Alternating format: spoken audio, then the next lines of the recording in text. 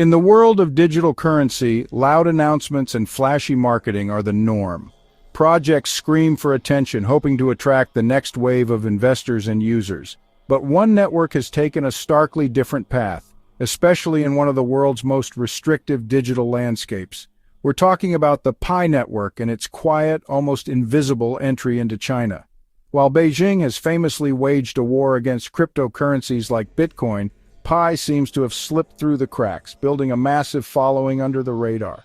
It's a story of stealth strategy and immense speculation. Launched in 2019 by a team of Stanford graduates, the Pi network presented a simple yet revolutionary idea.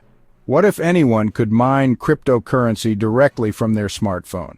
This concept immediately set it apart from giants like Bitcoin, which require powerful, energy-guzzling computers and significant technical expertise.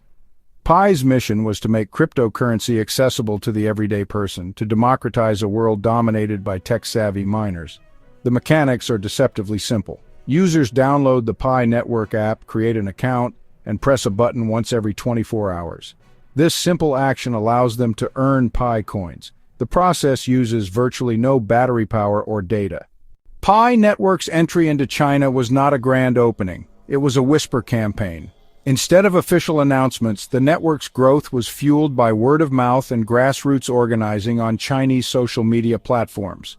Early adopters formed small private groups to share information, referral codes, and tutorials on how to download and use the app.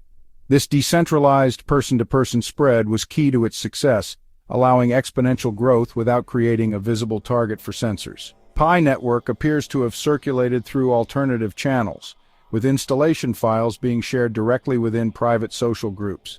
The core functionality, a simple daily tap, required minimal interaction and did not involve direct financial transactions, keeping it in a regulatory gray area. To grasp the full context of Pi network's presence in China, one must first understand the ECNY, also known as the digital yuan. This is not a cryptocurrency like Bitcoin or Ethereum. It is a central bank digital currency designed to centralize power further. Every single transaction made with the ECNY is recorded on a government-controlled ledger, giving Beijing unprecedented visibility into citizens' economic activities. The rollout has been methodical and expansive, beginning with pilot programs in major cities where citizens were given free ECNY through lotteries.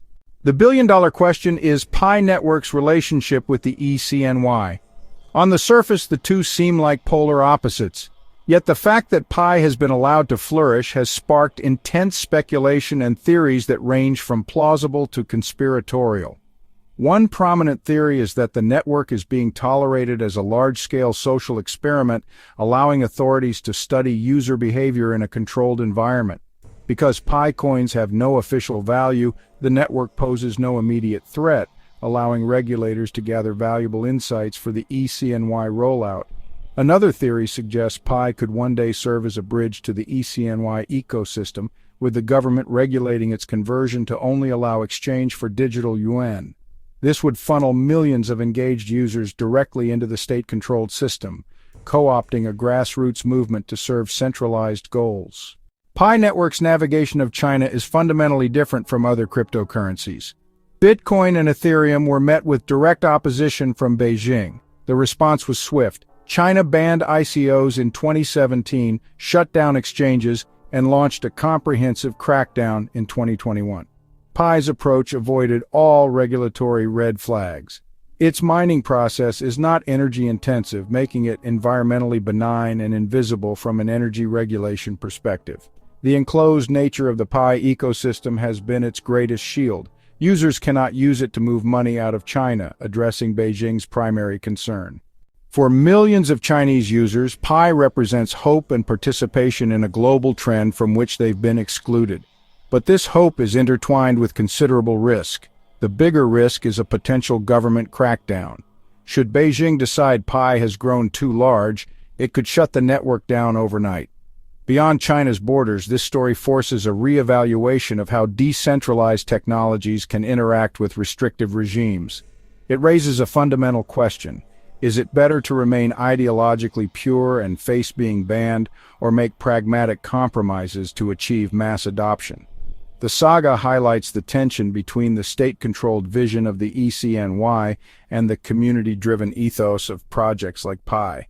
The silent dragon that is Pi Network in China may soon be forced to roar, and the sound will echo across the entire digital landscape.